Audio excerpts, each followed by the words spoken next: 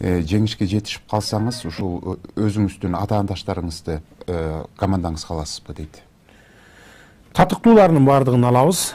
Анткени биз сөзүбүз менен эмес, ишибиз менен далилдегенбиз. Өзүңүздөр билесиздер, мына 2 ай мурун эле ушу мага каршы чыгып аткан, каршы сүйлөп аткан баягы жаштарды бүт баарын тең тартып биз жумушка койгонбуз, кызматка. Жарымы баягы жакшы иштеп атат, жарымы өзүн көрсөтө албай атат дегендей тартабыз биз дагы ошол оппоненттерден. Бирок баягы чектен ашып кетип аткан, анан артында баягы кыргызча айтканда баягы калбыры бар деп коебуз го, баягы артында калбыры бар, мамлекеттин жерин сатып ийген, мамлекеттин мүлкүн менчиктештирип алып туруп саткан же болбосо өзүндө менчиктештирип турган баягы оппоненттерди биз аларды естественно тарта албайбыз жаныбызга. Анткени биз уурулар менен иштешпейбиз эч качан. Уурулардын орду түрмөдө болуш керек. Уурдагандардын бардыгын мамлекетке кайтарып бериш керек.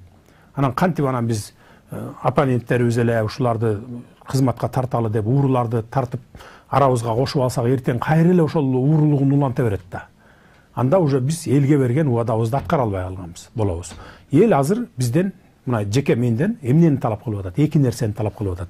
Бирөө коррупционерлерди жок кыл деп атат, экинчиси экономикабызды көтөрүп, турмушубузду жакшырт деп атат мына.